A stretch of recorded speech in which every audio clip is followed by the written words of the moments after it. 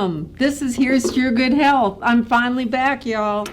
With Christmas on a Wednesday and New Year's on a Wednesday, and then I just wasn't feeling it last week, very frankly. And so, anyway, welcome to Here's to Your Good Health. My name is Linda Prezioso. I'm a nurse practitioner at Family Medical Center, and I own the Essential Health Medi-Spa. And we have a special guest tonight. I'm so excited.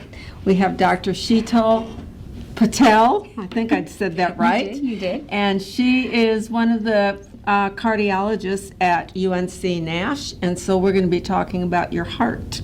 We're live tonight. It is the 15th, I think, January 15th, and our number is 407-1111. Feel free to call, and we will answer any question we can. If you have something on your mind other than cardiology, let's hold that off until I'm here by myself so we can get that done, because tonight's all about the heart. So Dr. Patel, thank you so much for coming. Thank you for having me. It's so great to have you here. Thank you. You know, Nash is their cardiology department is just exploded. Yes. And it is top. Well, I'm a bit biased because, I worked at Nash for 23 years. Right. So, and I was a ER nurse for a big part of that. Tough job. And so, Nash has always been near and dear to my heart. I had a great career there. Everything I learned about nursing I got from that hospital. It's a busy ER. Yeah, Busy ER. it's the busiest ER in the state. That's insane. It's busier than UNC, busier than Greenville, busier than Duke, because we've got 64 and 95. Yes. And so we'll get busloads of people that are traveling down 95, and somebody has chest pain or something, and they pull off, and especially during these winter months. Yes. Yeah, so tell me a little bit about yourself. So I did most of my growing up in India, moved to New Jersey, so I'm a Jersey girl. Okay. Parents are still in New Jersey. Okay. What part of New Jersey? Central. I'm being told there's no such thing as Central Jersey, but they're more north in Central Jersey. Oh, okay. So about an hour and a half or so from Point Pleasant, Seaside. Okay. My husband's family is all around Princeton. Okay. And the Hamilton area. Okay. Very nice. Yeah. So parents are still in Jersey, so I call that home. Sure, of course. But I did medical school in California. I've kind of moved around all over the country. I did my internal medicine training in Philadelphia for 3 years, then moved to Fort Lauderdale for 3 years to do my general cardiology training, and then moved to Fort Worth for a year to do my interventional cardiology training. Wow. So that's 7 years of training after medical school. And medical school is 8 years. So 4 years of undergrad, 4 years of medical school after high school, right? And then I decided to stay in Texas for a little bit. Mm-hmm. So I stayed there for about 3.5 years or so before I moved here, and I've been here for almost 2 years now. Really? Yeah. Well, I hope you like it. It's not. It can be hot, but I don't think it's as hot as Texas. Oh, definitely not. And although this week is not the best representative of the weather here during winter. Right. Winter last year was pretty mild, and for the most like part. It. Yeah, it's not cold, and we're not buried in snow like my parents often are in New Jersey, and it's not hot and just scorching in summer. So I like it. Yeah. I like it. The weather's really and nice. I like the change of seasons. Oh, absolutely. I really do. Absolutely. It gets good for the mood. Yeah, the winter is not good for my mood. I don't mind the cold. I don't like the dark. I can see that. Yeah. I can see that. Yeah. But it's, the days are starting today. Days are going to start getting longer again. I'm getting excited. So, I'm getting excited. It's been, it's been a journey. I feel like I've been a nomad for the last 15, 20 years or so, moving around. You're ready to kind of settle down? Absolutely. You think this is going to be home for you? I hope so. I hope, me and the hospital and people around like each other enough to, stay. Yeah, so we are 7 members. 6 of us are interventional cardiologists. 6? Yes. So Stephanie's the only one that isn't? Yes, Dr. Martin's the only non-invasive and primarily office-based only. We all do office work. Obviously, usually like 2 days a week. Nash has, I mean, even since I have been here in 2 years, Nash has grown significantly with cardiology help, cardiology things that we offer. Not only do we do coronary artery disease that we take care of, we do pacemakers, defibrillators, we take care of peripheral arterial disease, blockages in the legs. Mm-hmm. So all of us do a little bit. Dr. Jones and I, that's part of our thing. We like doing that. Okay. I didn't realize I could send my peripheral artery disease patients right here. Yes, absolutely. Absolutely. You learn something new every day. Not only that, we are going to start, we already do embolectomies for large PEs, large pulmonary emboli. Do you? So we extract them. I think we were one of the first ones to start it here, and when I started, we were doing more of them here than Greenwood was doing. Wow. We are going to start doing acute DVTs, lower extremity thromboemboli, and we have just started doing some vein work as well. We're looking to start a hypertension clinic soon. Great. And, looking into renal denervation. And so lots of things happening. I do coronary artery disease. I take care of that. Do interventions. I do peripheral artery disease. I do some pacemakers and defibrillators, PE work, and DVT work. And so, we're growing, and there's almost everything that we can offer. And with our relationship with Chapel Hill, if there are any patients that are high risk that we think may benefit from being in a facility where there's surgical backup, we have easy access to that, and the patients can be completely taken care of at Chapel Hill and then continue to follow up with us here. So it's So how many cardiologists are there altogether? 7. 7. Yep. Wow, one for every day of the week. Yes, one for every day of the week. Yes. It makes it kind of nice for call if you all have to take call. Oh, absolutely. And that's just interventional cardiologist. I mean, we also have 4.5-ish nurse practitioners as well. And so we have, and of course, we're going 4.5. Well, someone that part-time. Part-time, yes. Okay. One person's part-time. And so we have, we have that as well. And so, and we're busy. Yeah, Yeah, we're busy. You still have the heart failure clinic? We still have heart failure clinic. Our 2 nurse practitioners primarily manage that, handle that. Obviously, we all see some heart failure here and there. And we have great connections with Chapel Hill. So again, patients who need advanced therapies can go to Chapel Hill. And so the 2 of them primarily see heart failure patients, but they also do see our patients as well. Sure. Other patients. But yeah, it's a great program, and it's growing. I was at Nash when we were excited because we could do a cardiac cath. That's how much of a dinosaur I am. We have moved past that a little bit. Believe it or not, we do more STEMIs at Nash than Chapel Hill. Really? Yes. How is that possible? Well, I mean, we also do have a larger encashment area, so to speak.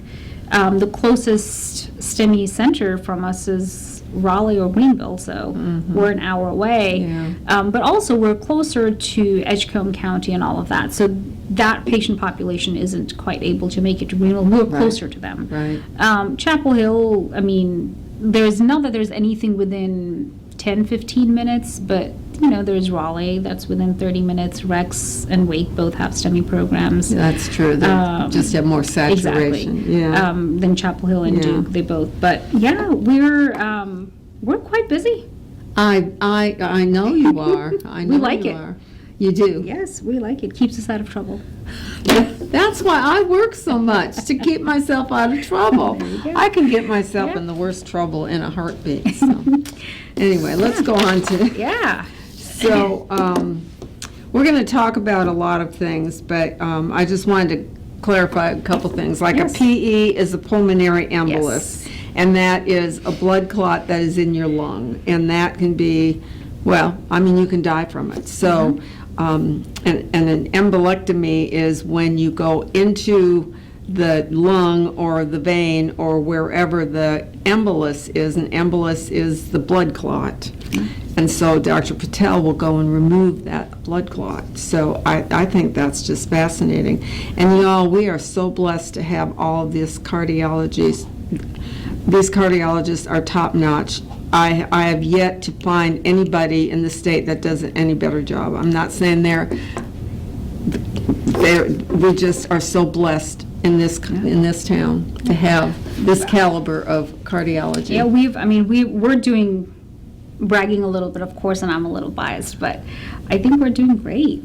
I think we're doing a great job taking care of the patients, Yes. and of course we're available, so patients are not having to go travel an hour just to get basic cardiology care. Right, So. and that's really, not only is it great that you can take care of, like she said, a STEMI, that's a form of a heart attack.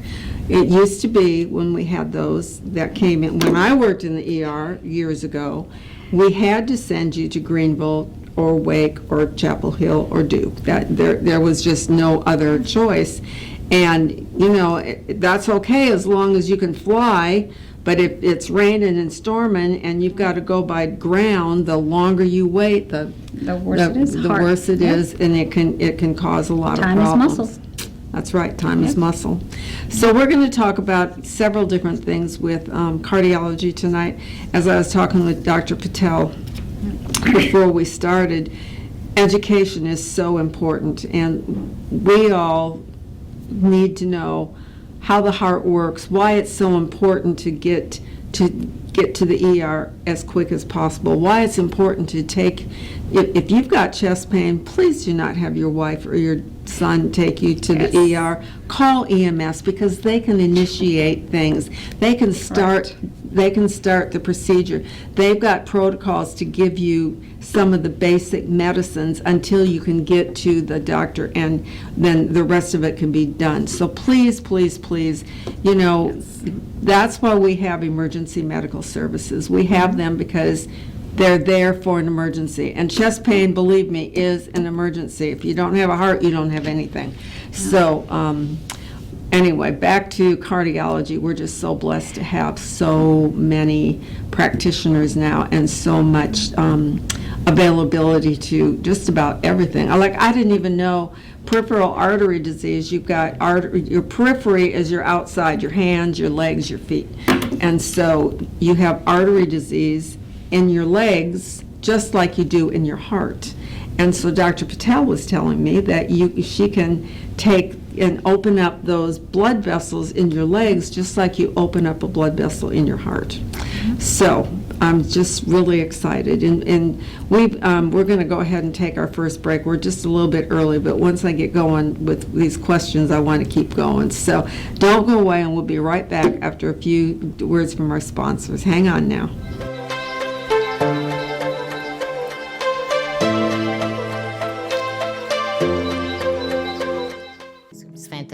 He was different from everybody else I'd ever seen. He's compassionate. He really cares about his patients. I told him, you were my guardian angel. My experience with Nash was A+. So any surgery I need here on out, give me a blank piece of paper, I'll sign it. I want you to do it. Learn more at nashsurgery.com. We're in our 18th year of practice at the Hammer Chiropractic Center, and we've seen over 15,000 different people in the Rocky Mount area. 40% of headaches actually come from a neck problem. Many patients come in taking multiple aspirin, over-the-counter medications and such a day, and we can get you to stop doing that and actually fix the problem so the headaches don't arise anymore. A lot of people think chiropractic hurts. It does not. Most of the people come in and they feel great when they leave. When faced with special care needs for elderly or disabled loved ones, families want compassionate, comforting care. That's Tender Touch Home Care Services' goal, providing the level of care we would expect for our own. With over 10 years of home care excellence, Tender Touch provides an array of services that keeps your loved one at home. From personal care, light housekeeping, errands, and meal preparation, to our private duty care program, which combines all of our home care offerings in one package. Tender Touch Home Care Services, where your needs are our concern.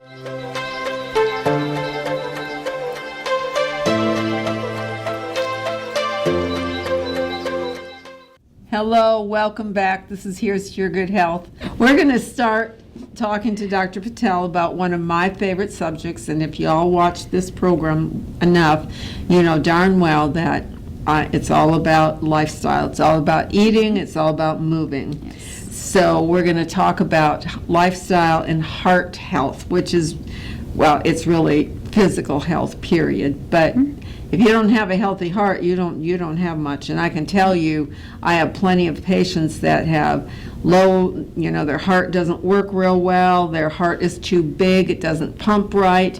They have something called congestive heart failure, and if they eat a little bit too much salt, they gain 5 pounds, they can't walk. And so it's just imperative that you take good care of yourself. So Dr. Patel, tell us how important lifestyle changes are. Very important. So there are things that we're born with, right? That Yes. that cannot change. Right. If you're born a male, you can't change that, right? Well, they try, but you can't. Well, your genetics don't change, There right? you go. Your external appearance may change, but your genetics don't change. So as a male, you're at technically a higher risk. You cannot change your race. Correct? We cannot stop aging. Darn. We cannot get genetically different parents, although I've tried and it doesn't work, right? So those are the things we cannot change. Right, right. Things that we can change. If you have high blood pressure, treating that, working to get that lowered. If you have diabetes, treating that, working to get that fixed. If you're overweight, fixing that. If you smoke, stopping that. So there are things that we can do to lower our risk of heart disease. Just because mom had a heart attack at 50, just because dad had a heart attack at 45, does not mean that you will have heart attack at 45 or 50. I'm not saying that you can completely prevent heart disease if your risk of heart disease genetically is high enough, but you can delay it much later in life. And the healthier you are otherwise, prior to that insult, prior to having your heart attack, the healthier you will be after. Faster your recovery, better outcomes, better long-term outcomes. And, we focus primarily on just heart health, but we forget that things that affect heart also affect the rest of your body, right? So high blood pressure is going to cause issues with brain, stroke, eyesight, with your kidney function, same with diabetes. And so it's, like I said, I'm biased toward the heart, so of course I focus more on the heart. But lifestyle changes are important, and it is better to start those lifestyle changes as early as possible. And if you start them in childhood, then they're no longer changes. They're just your lifestyle. That's right. That's exactly and so right. that should be the goal. That yes, as an adult, I missed the boat as a child, but now, you have children. Let's start making those changes now so the children grow up with a healthier habits. Exactly. So. Yeah. And how important is exercise? Is that pretty? Extremely important. So cardiovascular exercise, American Heart Association recommends 150 minutes a week of moderate intensity exercise. That means that if you are using a push lawnmower, if you are dancing, if you're swimming laps, if you're jogging or brisk-paced walking, all of those are considered moderate intensity exercise. If you can run, I cannot run to save my life, but if you're someone who runs, If there was a snake, I could run. Oh, Yeah. even then, 75 minutes a week, right? So that, 150 minutes a week translates to only 30 minutes a day, 5 days a week, which is nothing. Right. Even I can find that time Right. in my day, 30 minutes a day. We're talking about getting your heart rate to go up, maintain it for 20, 30 minutes, and then stop exercising. What you see when you make these changes, when you start exercising, is initially when you start exercising, your heart rate shoots up, and then it takes a long time for your heart rate to go down when you rest. As you continue to condition your heart, it takes longer and longer and longer for that heart rate to go up, and then once you stop, it gets better immediately. And that's the conditioning that we want. And that's great for the heart. Part of it also has to be weights, and usually younger males will focus more on weights because everyone wants both Oh, yeah, body. they want to be Right? And weights are great. Weights are great for your bone health. But it doesn't do a whole lot for your cardiovascular, depending on what it is that you're doing. Exercise gets a bad rep because no one wants to go to the gym. Right. No one wants to, be on a treadmill. No one wants to spend money for it, which I don't either. But cardiovascular exercise does not mean you have to go to the gym. When the weather is nice, just go outside, take a walk. Go with your family, go for a brisk walk. If you have a house and you can mow your lawn, go mow your lawn. Go dancing if that's your thing. It doesn't have to be same thing every day. Right. And it doesn't have to be a gym. It does not have to be a Right. gym. Most people will tell me, they're like, oh, I'm going to buy a treadmill.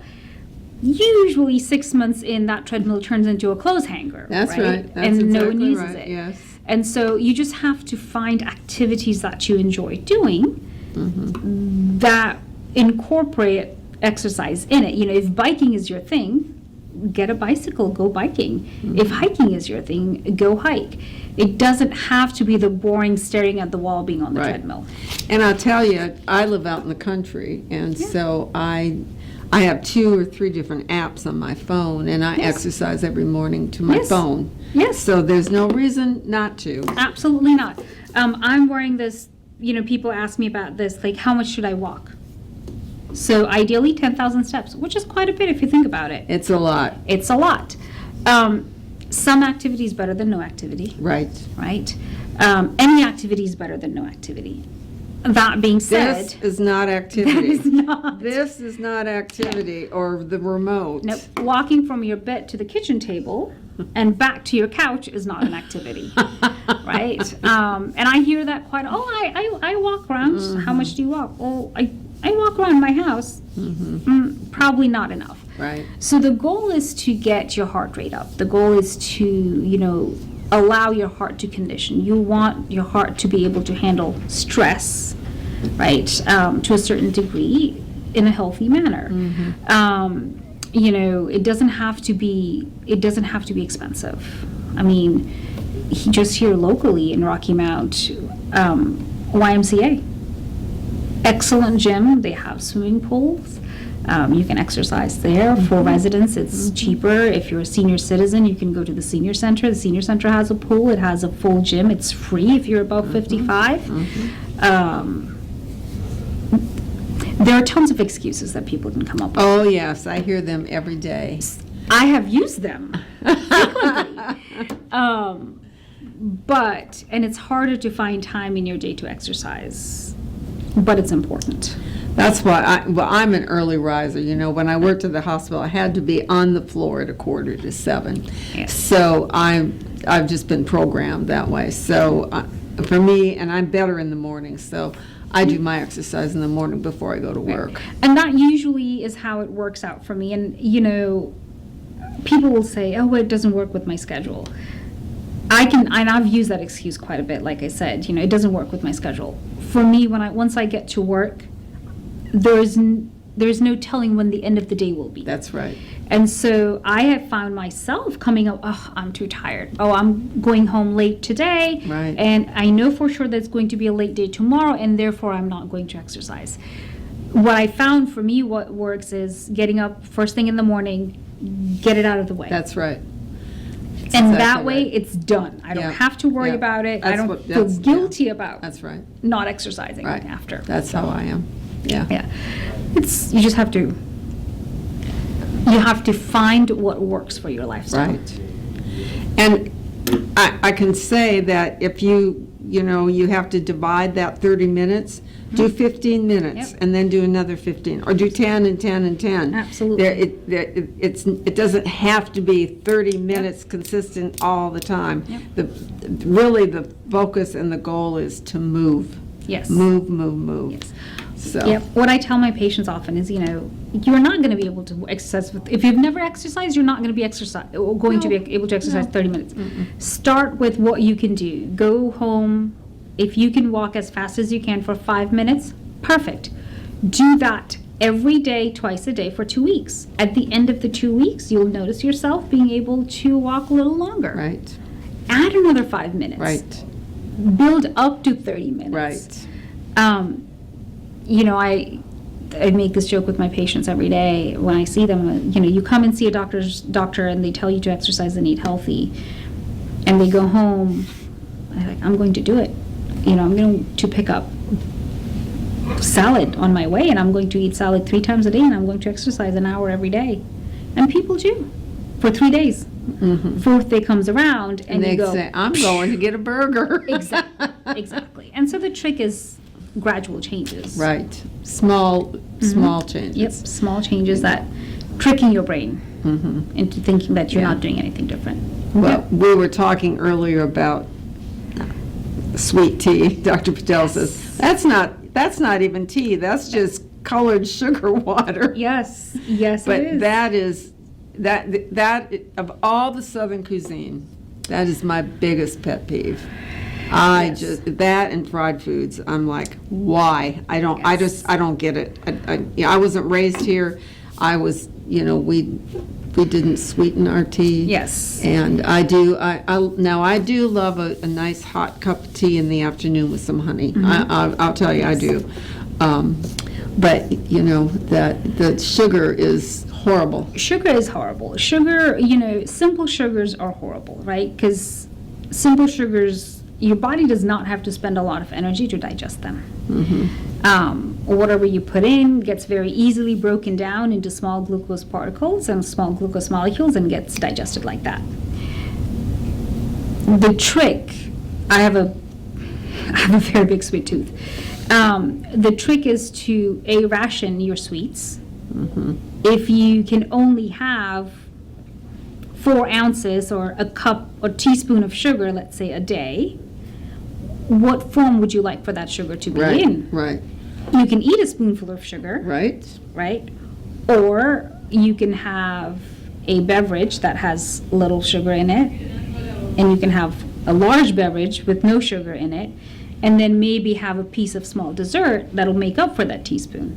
But it's not something that you just put in your mouth. Or even better, have a piece of fruit that'll satisfy your sugar craving. Southern food, I'm not from the South, as I said. And so when I moved to the South, Texas initially, and then here, I ordered tea, iced tea, and I was brought iced tea, or what I thought was iced tea. Right. But it wasn't. No, it was sugar water that was brown. Yes. It did not taste like tea. It was just sugar. Right. And so, I have switched. I've learned my lesson. I don't order tea anymore. And if I do, I make sure that they have unsweetened tea. But also, these are the changes that we see, and people are so used to it. That is their bread and butter, right? This is what they eat. And it's harder to make those changes. Like you said, the Southern diet has a lot of fried food. I love fried food. Me too. Do I eat it? No. No. Once in a while, I have a piece of fried fish. Right. That's about it. And so, dietary changes are harder to make, I think, compared to exercise and physical activity, especially perhaps in a smaller town like Rocky Mount, where variety of food is not readily available. Right. So you cannot try. If I were to say to someone, try Mediterranean meal, it's not readily available. Right. And so it's definitely a harder thing to do. But it's doable. Right. I mean, you go to Harris Teeter. Harris Teeter has everything that you would possibly want for a healthier meal, for a healthy meal. And it does not have to be expensive. I mean, we have long summers, growing vegetables in your garden. I mean, half my patients live out in the country. Right. You have plenty of fertile ground. Growing your own vegetables is great. Rocky Mount has an amazing farmer's market. Yes. During the summer, go grab fresh veggies, and if you have things left over, freeze them. Fresh is the best. Next to it is frozen. Avoid canned. But eat veggies. Yes. Eat veggies, And half of your plate for every meal, people, is supposed to be fruits and vegetables. Half. half of your plate. Yep. And then a quarter of your plate is a piece of meat, and you look at the palm of your hand. This is the size of meat that I can have. This is the size of my pork chop. This is the size of my chicken breast. So those big old pieces of fried chicken, you get about half of that. And I don't eat fried chicken either. Unless you I come like to it. unless you come to my office, then you get told not to eat any animal products. That's right. So the best diet to follow for heart health is what's called a pesco-Mediterranean diet. So a few Yes. years ago now, ACC, American College of Cardiology, did a meta-analysis, and they, there are new diets popping up everywhere. And they did a meta-analysis, and they said, okay, so what works best? And what they found is a pesco-Mediterranean diet works best, meaning a Mediterranean diet that is rich in fresh fruits, vegetables, lentils, legumes, grains, whole grains, nuts, olive oil to cook with some seafood. Here, I also have to specify that when I say seafood, I do not mean beer batter, deep fried cod. We're talking about grilled salmon, perhaps Right, tuna, right. things with lots of omega-3, things with good fats. Very little poultry and very little dairy. So chicken and turkey, very little of it. And if you're going to eat that, more chicken breast and turkey breast rather than the fattier, juicier parts, the darker meats. If you're going to have dairy, 2% or fat-free is better than full fat, obviously. And rare to no red meat. One of the good ways to remember it is if it walks on 4 legs, don't eat it. Which I understand is harder to do here in the South. But there are substitutes. You can have healthier options with that. What we get in stores is quite processed Yes. and has a lot of fat in it. Leaner cuts are better. Unprocessed meats are better. Right. People do go hunting here. Obviously wild game is better because it tends to be leaner. But truly, if you make your red meat consumption, and pork does count, which, pork and beef both counts. I oftentimes get told, is pork counts as red meat? Yes. And so if you're going to have that, have the leaner versions, have Right. the healthier Right. versions, and truly make it a special occasion. It's not that you can never have it, Right. but reserve it for, birthdays, anniversaries, special occasions, so you can savor it and you can look forward to it. If Right. it's something that you eat every day, then it's just, Yeah. there's nothing exciting Right. about it. That's right. Well, I'm always preaching to my patients, no processed foods. Absolutely. If it's wrapped in cellophane or in a box, no. Now, do I eat it every once in a while? Yes, So out do I. of convenience, or do certainly if I've been invited somewhere and they feed me that, I'm certainly going to eat it. I would Absolutely. not. But I cook about every day, and I cook fresh. Lean meat and vegetables, and I love legumes. I love lentils. I just made a pot of split pea soup. I love Sounds it. delicious. It was. It is. There's a little bit left.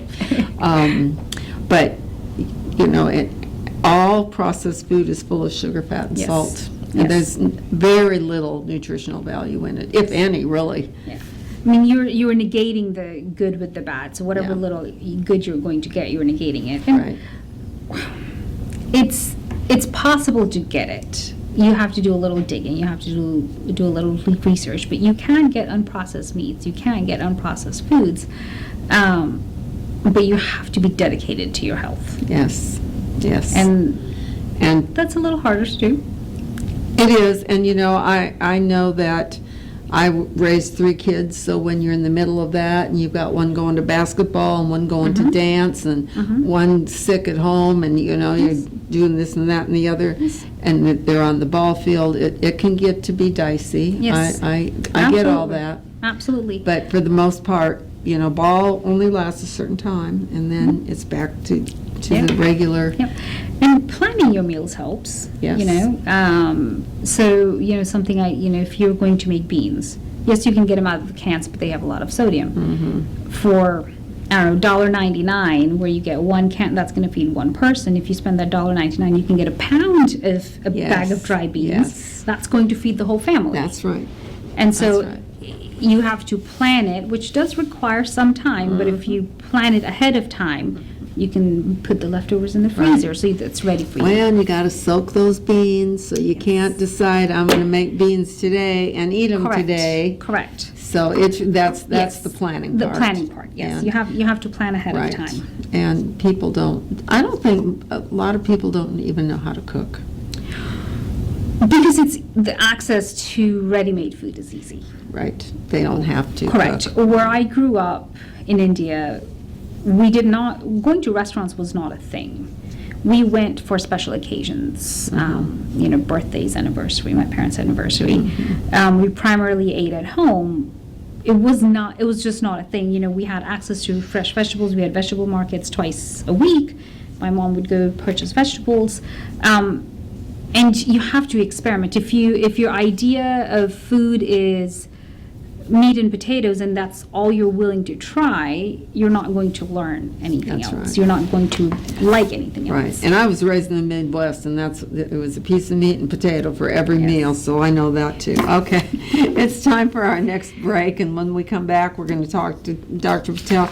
I told her that these questions wouldn't take all time, and she's making me into a liar because I've only gotten halfway through, and we only got 20 minutes left. So but that's good. We're learning, and we're talking, and we're learning all about what we need to do to take care of our heart and our health. So don't go away. We'll be right back after word from these sponsors. Hang on.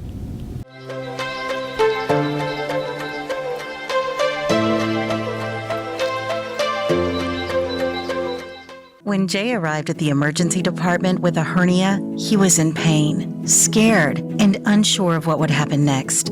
That's when he met Dr. Clarice Monnier. The way she conveyed, it was something that I could understand. She didn't talk over my head. She called me at home on her cell phone just to see how I was doing. They really treated me like family. I just can't say enough, and I wouldn't be hesitant to come back here. Learn more at nashsurgery.com. We're in our 18th year of practice at the Hammer Chiropractic Center, and we've seen over 15,000 different people in the Rocky Mount area. 40% of headaches actually come from a neck problem. Many patients come in taking multiple aspirin, over-the-counter medications and such a day, and we can get you to stop doing that and actually fix the problem so the headaches don't rise anymore. A lot of people think chiropractic hurts. It does not. Most of the people come in and they feel great when they leave. When faced with special care needs for elderly or disabled loved ones, families want compassionate, comforting care. That's Tender Touch Home Care Services' goal, providing the level of care we would expect for our own. With over 10 years of home care excellence, Tender Touch provides an array of services that keeps your loved one at home. From personal care, light housekeeping, errands, and meal preparation, to our private duty care program, which combines all of our home care offerings in one package. Tender Touch Home Care Services, where your needs are our concern.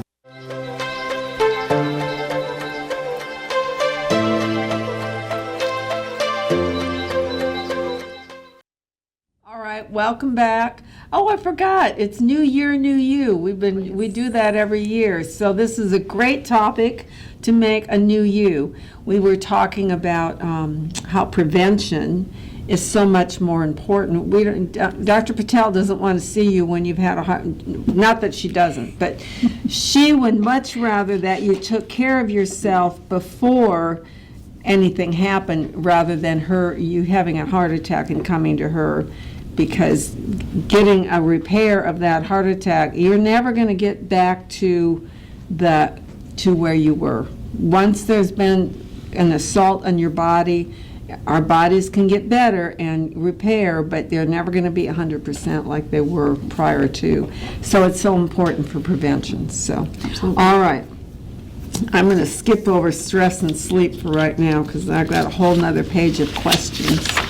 So, all right. Smoking, cutting alcohol. Let's talk about, there's your favorite subjects right there, I'm sure. That is. Smoking, smoking's job security. Let's just put it that way. If a patient smokes, they're guaranteed to see a cardiologist at some point in their life. smoking causes narrowing of your blood vessels, and so things that may not be as bad for you if I smoke, they're going to be a lot worse. Right. And earlier we were talking about peripheral arterial disease, blockages in the leg arteries. That is one of the biggest reasons. If a patient smokes and has diabetes, they're guaranteed to have peripheral arterial disease. So smoking is just bad. It's bad for your lungs. It causes emphysema. It causes COPD.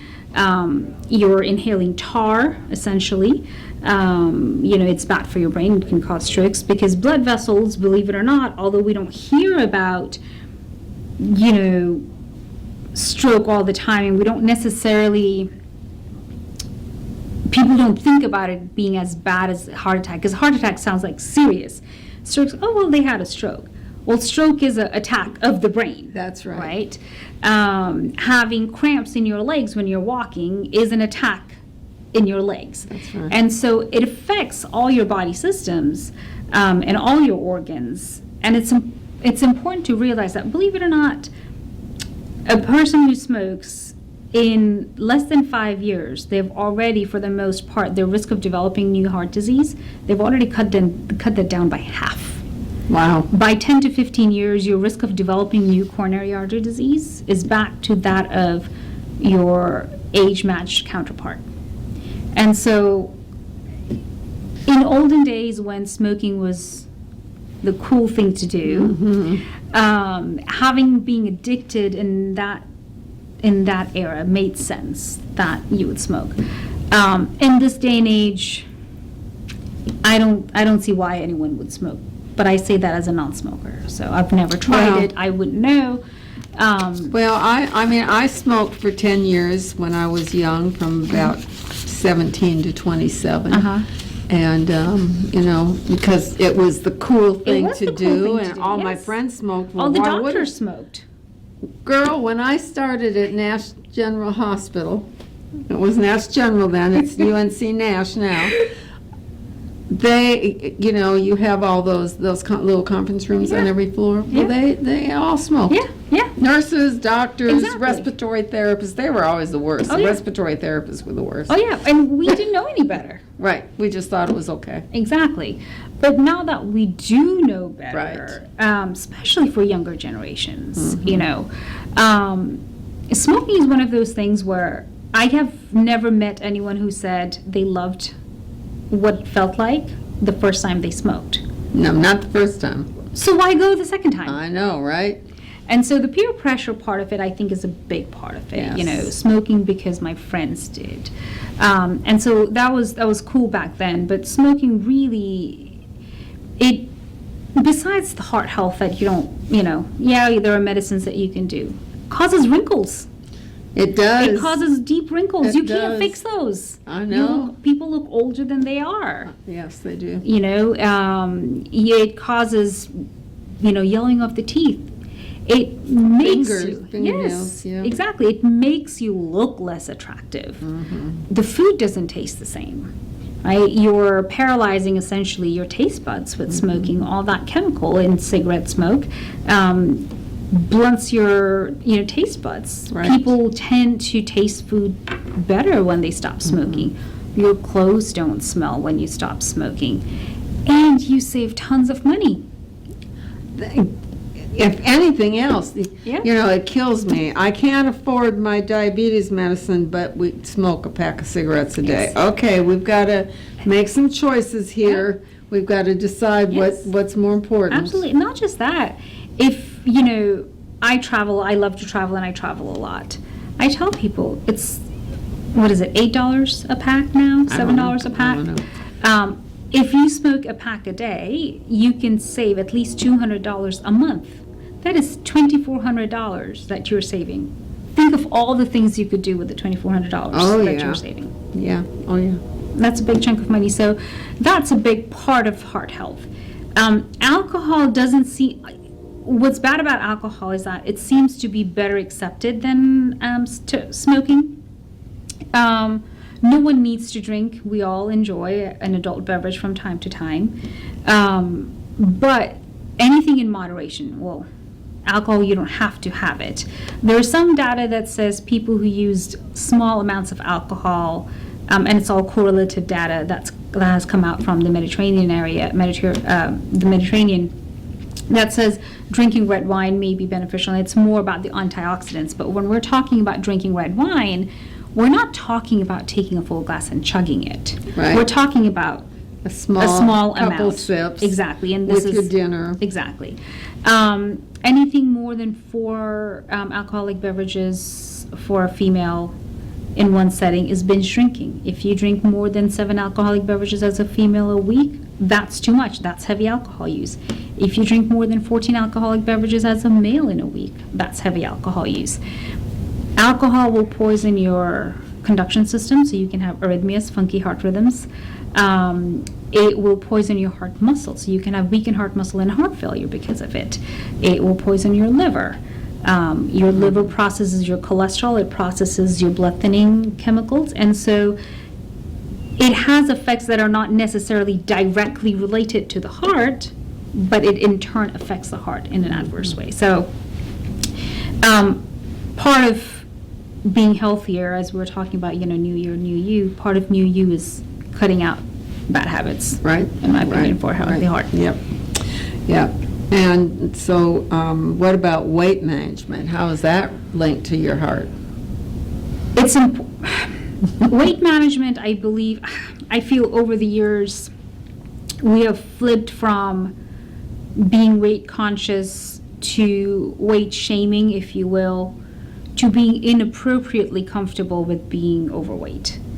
Being overweight is one thing, being obese, which is, unfortunately the only quantitative measurement we have for it is measurement of BMI, which is not necessarily the most accurate and doesn't quite fit for everything.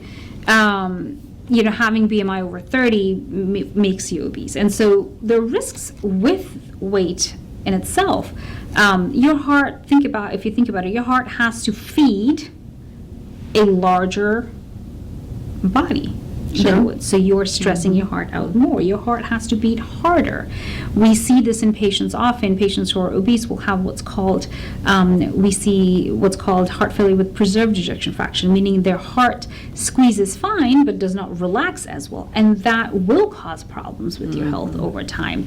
Patients will have problems with breathing. They will have problems with joint aches.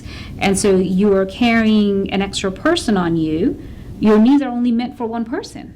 You're going to have joint pains, you're going to have hip pains. That then in turn turns into, well, I cannot walk because my knees hurt, and therefore I'm going to be sedentary and not take care of my heart and not exercise. Right. And so it becomes a thing that controls everything else. Everyone likes to think that they want to lose weight, but focusing on weight loss, it's harder to do. If you change your lifestyle, if you change your diet, you do portion control, eat healthy and exercise, weight loss happens on its own. Right. And if you quit drinking sugared drinks, you can lose up to 20 pounds. Yes. I've seen that. Yes. I mean, sodas are big culprit. That's a big one for me. Diet soda. I drink diet soda. It's full of chemicals. It's not good for you. That's God gave correct. us water. Drink water. Yes. Yes. If caffeine is your thing, drink coffee. Oh, Black coffee. I do. Yes. I'm safe. Black coffee. A lot. People will tell me, they're like, oh, well, I need energy and I drink energy drinks or Mountain Dews. Are you drinking it for the caffeine? Yes. I would rather you not drink that much caffeine, but if you're going to have that much caffeine, I would rather someone drink black coffee than the equivalent amount of caffeine in form of energy drinks or sodas. Yes. Yes, I know. There's just so much junk out there, and there's so much false advertising. There is. And the advertising, they come and say, well, I thought this was good for me. No. And I don't know how to combat that. One of the good ways to look at it is if you look at the ingredient list, and if it has more than 5 things, put it back down. Or if you can't pronounce it. Yep. That's my thing. Yes, Yeah, yes. you're right. That's a good one. 5 things. If it's more than 5 things, and I can guarantee you a diet soda's got more than 5 things. Absolutely. So, Absolutely. well, we have to kind of wrap up. We got 1 minute, so you've got 1 minute to tell us what we need to do to be heart healthy and stay out of your office. All right, so eat healthy, exercise, see your doctors, take care of your comorbid conditions, high blood pressure, diabetes, weight. And if you'd like more information, this is my plug for myself. There you go. On February 8th, we are holding our second annual Women's Heart Health event. I think I put that in my calendar. We would love for people to come out. Yes, it is focused primarily towards women's heart health because we feel women have been ignored for a long time with cardiac health. Yeah, but everyone's welcome. We will have. Did you say February 8th? February 8th And on where is Saturday. it? Where is It's at it? Imperial Center here in town between 10 and 1. We will have cardiology department there. We will have OB-GYN there. We will have psych there. We'll have city with information about the trails and everything available. We'll have some local gyms. We'll have Nash EMS teaching hands-only CPR. I will be lecturing. We'll have some snacks, heart healthy snacks. 9 to 1? 10 to 1. 10 to 1. 10 to 1. Please come by. I'm It should gonna be a great go. event. So y'all come and see me because I'm gonna go. I'm gonna push this with all of my. Yes. With all of my. We had great turnout last year, and it was an event that everyone enjoyed. Yeah, I saw it advertised and I went, I want to go to that. Yes. It's lots of information available. We'll have a talk with the doc section, and so we'll have cholesterol checks, blood pressure checks, and so once you have your results, you can come talk to one of us, and we can discuss. Well, what I'm needs to going be to done. see you there then. Yes, absolutely. I'll be That's there. great. I'll be there. All right, thanks so much for coming. Thank I really you. appreciate it. Thank We're you going to for have to have having her back so we can finish up the questions I didn't get to. Anyway, it's time for us to say goodnight. I will see you next week with more of Here's to Your Good Health. Have a great week. Keep warm. You just don't know. I've got a shirt on under this sweater and a camisole, and It is cold. I am layered up. So anyway, thanks so much for watching. Good night. Night.